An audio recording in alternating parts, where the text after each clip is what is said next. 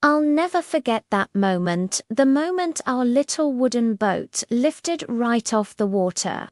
I'm serious. It just lifted, like a feather caught on the wind. 1 second, we were paddling through the misty morning fog, and the next, we were gliding on top of a glowing, bending curve of pure color. "Hold on," I yelled, my knuckles white from gripping the side of the boat as we rose higher and higher. We were following this rainbow like it was a secret path painted across the sky. My best friend Malaika let out this squeal of pure joy. "Tendo, we're really doing it. We're sailing on a rainbow." And she was right. We were.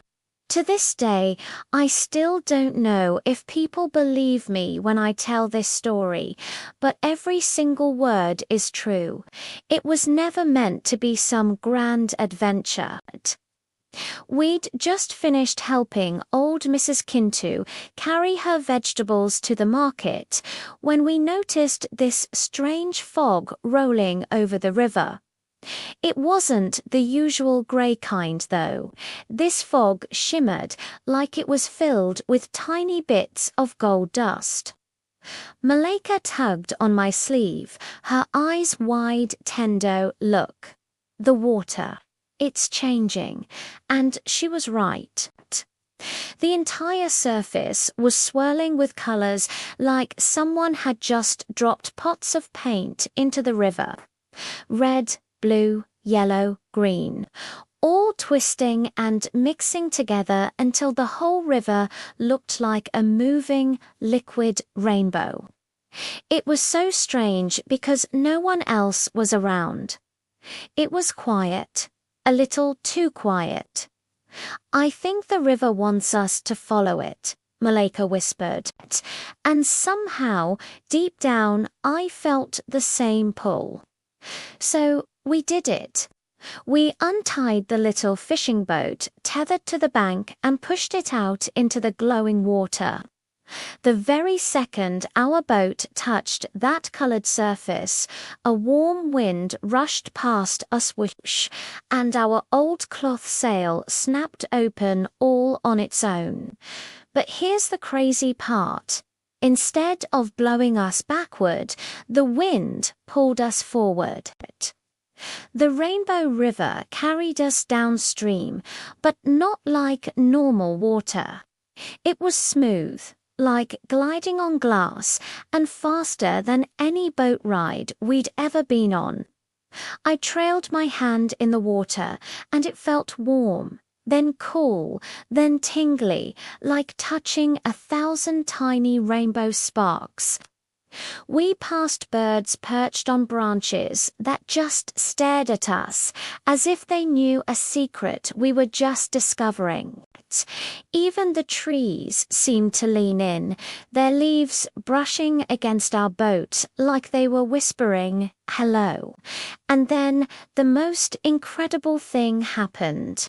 The rainbow beneath us began to rise, forming a real, perfect rainbow arch right in front of us. But instead of flowing under it, the river started to climb.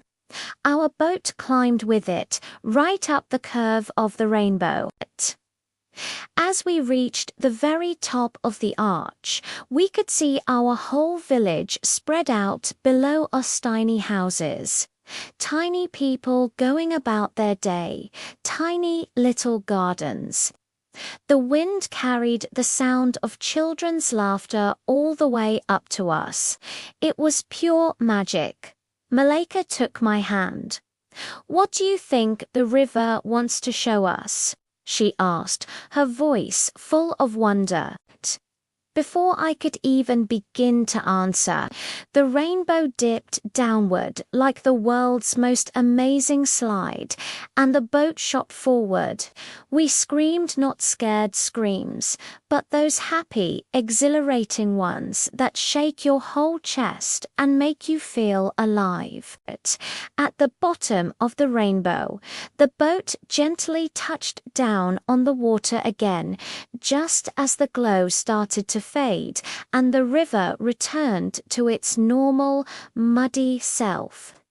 We just sat there in the boat for a long time, breathing hard, our eyes wide, our clothes covered in tiny little sparkles that disappeared one by one in the sunlight.